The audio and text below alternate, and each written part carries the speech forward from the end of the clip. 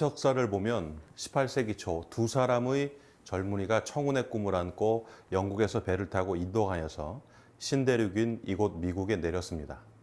그 두 사람은 바로 마르크 슐즈와 에드워드 조나단이라는 사람입니다.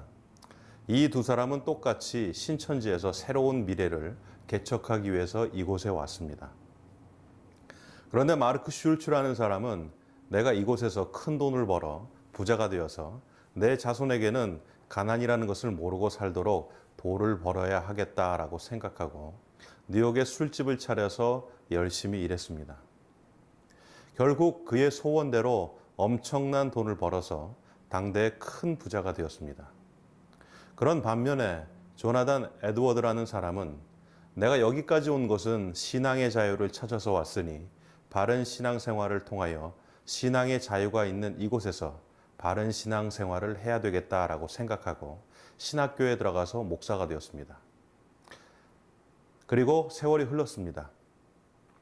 150년이 지난 5대 자손들이 태어난 후 뉴욕시 교육위원회에서 컴퓨터로 이 두 사람의 자손들을 추적해 과연 어떻게 되었는지를 조사해 보았답니다. 그런데 참으로 놀라운 결과가 나왔습니다. 돈을 벌어서 많은 재산을 벌어 자손들이 잘 살게 해줘야겠다라고 생각한 마르크 슐즈의 자손은 5대를 내려가면서 1062명의 자손을 두었습니다. 그런데 그 자손들이 과연 어떻게 되었을까요? 교도소에서 5년 이상 형을 살은 자손이 96명이고 창녀가 된 자손이 65명, 정신 이상 알코올 중독자만 58명, 자기의 이름도 쓸 줄 모르는 문맹자가 460명, 정부의 보조를 받아서 살아가는 극빈자가 286명이며 정부의 재산을 축낸 돈이 한국 돈으로 1억 5천만 불입니다. 우리나라 돈으로 환산하면 약 1억 8천억 원의 돈을 축낸 것입니다. 이런 반면에 신앙을 소중히 여기고 신앙을 찾아 미국에 왔던 에드워드 조나단은 유명한 프린스턴 대학을 당대에 설립하고 5대를 내려가면서 1394명의 자손을 퍼뜨렸습니다.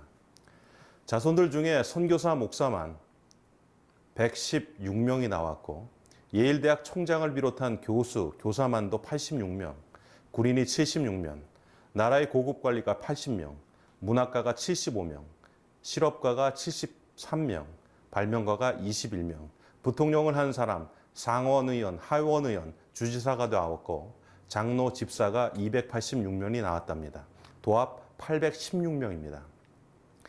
또한 놀라운 것은 이 가문이 나라에 낸 세금과 지도자로서 미국의 발전에 지대한 공헌을 했고 정부 재산을 전혀 축내지 않았다는 겁니다. 이 연구의 결과가 뭘까요? 유산 중에 최고의 유산은 믿음의 유산이라는 겁니다. 부모가 자식에게 거액의 재산이나 유산을 남겨주려는 것은 결코 잘못된 것은 아닙니다. 그것은 당연합니다. 그러나 문제는 유산이 내 자손들에게 복된 유산이 될 것인지를 고민해 보고서 전해줘야 된다는 겁니다. 오늘날 한국 분들이 이민을 많이 옵니다. 대부분 열심히 악착같이 돈을 벌어서 그것을 자손들에게 남겨주고 이 미국이라고 하는 좋은 환경에서 좋은 교육 시스템을 누리게 해주겠다라고 생각해서 오십니다. 그런데 결과는 뭐냐면 이 유산이 자녀들을 망하게 하고 오히려 불행의 씨앗이 된다는 겁니다. 그러기에 재물의 유산보다 더 중요한 것을 물려줘야 할 것입니다. 그것이 바로 믿는 사람들에게 있어서 믿음과 사랑을 유산으로 남겨주는 겁니다. 제대로 된 믿음과 사랑 이것을 물려줄 때 그 재산 또한 유산이 자손들이 걸어가는 앞길에 도움이 되는 게 바로 재산이고 유산이 될 것입니다.